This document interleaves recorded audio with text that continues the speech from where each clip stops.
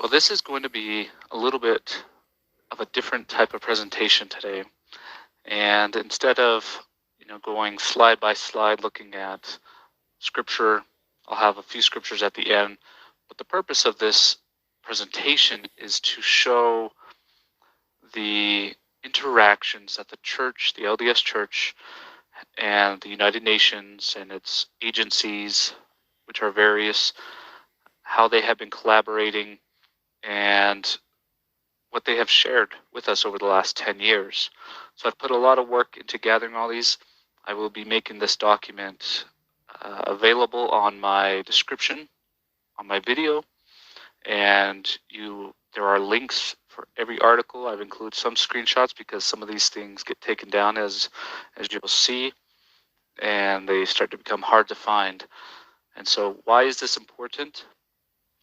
Well, we're going to be seeing that there are global agendas, right, that are being implemented to, in particular, the Agenda 2030, which is being led by United Nations, and that a lot of other channels and work have been done to expose what that really is, and a lot of people are against all those actions that are being taken by that organization and their partners to really bring into control the world populations. And so it's not a great organization, and I'm going to show you how the church is going hand in hand, in lockstep, and in completing and aligning with the various items that they have put forth. Now, I'm going to say this up front, not everything that the church is doing with the UN is nefarious. There's some good things, and that's not the point of this, but this is to show that they are just partnered with the United Nations. And so I'll start here. I got a lot of different sections in my document here, and so just to show you that they are an official partner, right? And this is, I'll read this up here real quick. The church has published and confirmed, as I'll show you, their alliance and / covenant. I'll use a little bit more scriptural term, many times over the last few years with the United Nations and doing their part in implementing Agenda 2030. So official partner here, so Latter-day Saint Charities is an official partner. I have a screenshot here so they've changed out their, you can see here it's kind of blurred in the background, Latter-day Saint Charities.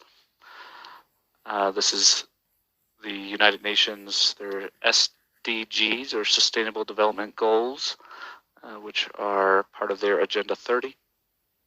And that is a big part of how you implement this plan, is through these various SDGs. Right here, and in this document here, page 44, the LDS Church is a member of the United Nations Interagency Task Force on Religion. So you'll see them down here, and they're called the Church of Latter-day Saints / LDS.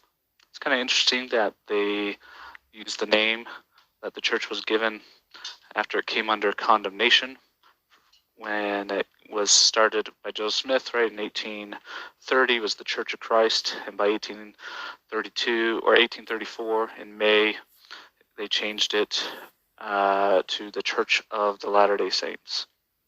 So that's kind of interesting. I don't know if it's a mistake or intentional. And then here we also have here Latter-day Saints Charities is listed as a partnership on these SDGs, United Nations. So you can see lots of confirmations that we are an official partner of United Nations and working on their sustainable development goals. Yeah, I just wanted to make it clear that this gentleman said we are, because he's a Mormon apparently, but he's actually exposing the Mormon Church for being a part of linking up with, as you can see, the United Nations and Agenda 2030, but go figure. I mean, it's not really that surprising for most of us because most of us know that the Mormon church teaches a lot of heresy, very, very bad teaching, and it just makes sense that they would do something like this. So, no offense against Mormons, but you guys got a different Jesus, man.